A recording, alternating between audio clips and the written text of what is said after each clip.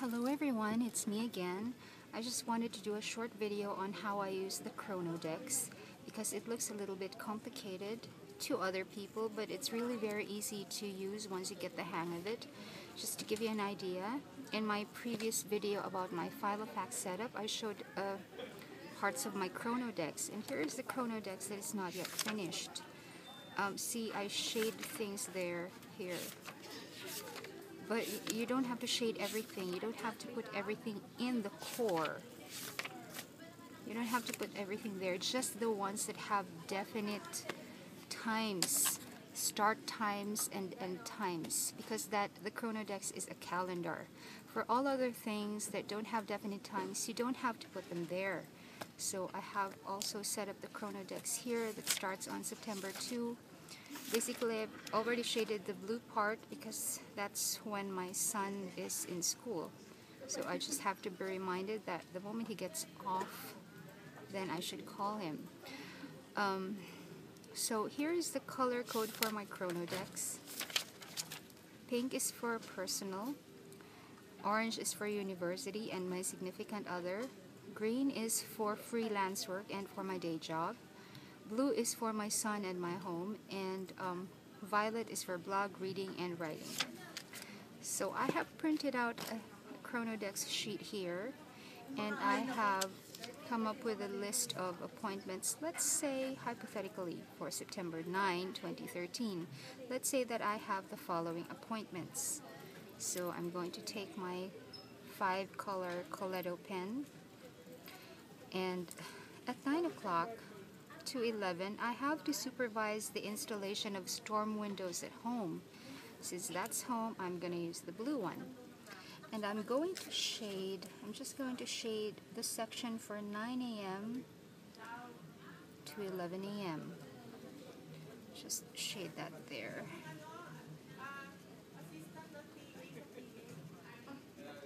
Doesn't have to be perfect as long as there is a definite color that can be seen so you can distinguish which is which.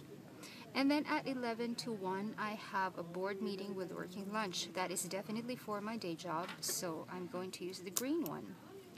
So that's 11 to 1. Because this is shorter, I'm going to just extend it a little bit outwards so I can keep the circle shape, and then I can shade that in. So there. And then at 2 o'clock to 3:30, I have to attend a Shakespeare class. That's for university. So that's 2 o'clock to 3:30. So let's take the half of between 3 and 4, there is a line here that goes that way. So that's your half hour. These marks are for the quarter hours. So let's take that part and shade that in with orange because orange is the color for university. And 3:30 to 5, I have a symposium on third world literature to attend. And that's definitely for uni, so I might as well extend that to here. That means I will be in the same location for pretty much 2 p.m. to 5 p.m. In fact, I shouldn't have ended that there, but it's okay. If you want to put a mark there, let's say, you can do it like that. And then at 5 o'clock, I have to go to the mall to buy toiletries and other supplies. That's definitely personal, so let's use the pink one. There. And then 7 to 9, that's time for movie and a late dinner with hubby. Actually, that goes beyond that. So I'm going to shade that in with orange again, because that's also his color, which is okay because they don't overlap anyway. So you have your core and you can write things in there. Storm windows. See, you have storm windows there. You have board meeting here. You have class here. And then you have symposium here. You have shopping here. And then you have just a little sign for the hubby. There, so your day is all filled up, and when people ask you, hey, can I see you at around 4 to 6 at the office because I would like to discuss something with you, you see that it's all shaded already, and you say, oh, I'm sorry, I won't be at the office, but I will be in the office from 11 a.m. to 1 p.m. so maybe I can see you there. If that happens, let's say you agree to see that person for like 10 minutes during the board meeting, during the working lunch. Maybe you can take a break for 10 minutes. You can see that person. You can maybe take a neutral color. Let's say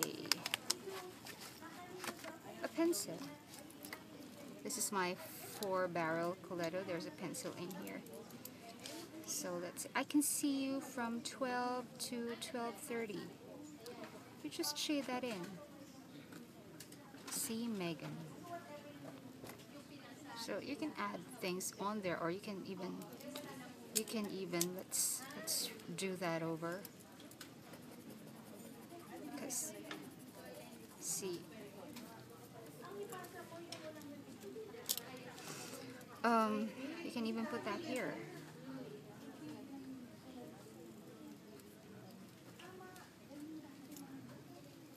So it looks kind of like topsy-turvy, but it's just a representation of what goes on in your day. And in real life, our days are not really very linear. Even if we're in class, sometimes we have to take an important call for work or for family or for the home. And sometimes while we are supervising things at home, we get calls for work or from classmates asking about this and that. And while we're out shopping, we're calling home, we're calling the office. You know, things are so everywhere all at the same time. So we cannot really tell. So it doesn't pin you down to one particular frame of time, but it's just a representation of where you are going to be at any given moment. So you always know at one glance. And this is also useful if, for example, you're doing design work. If you're doing design work, you can shade off the whole thing with just one color, and then when you look back and you have to bill that client, you can see that you have devoted like 4 hours to his design, so you can bill him for 4 hours. It's very easy to see. I'm sure you will have logs for how much you have actually worked to the last minute, but this will more or less give you a visual idea of where your day went and where your day is gonna go. So there, I hope I did not confuse you too much. Sorry for the clapping. People are taking a break here in the office because it's past 3 and it's our break time. That's why I'm dashing off this short review for you guys. This short how-to for you guys.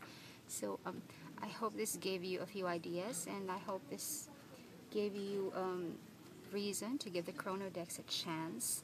And by the way, the Chronodex is the invention of Patrick Nang. His blog address is right here on the description page. So pay him a visit. Okay, that's all. Thanks guys. Until next time. Bye.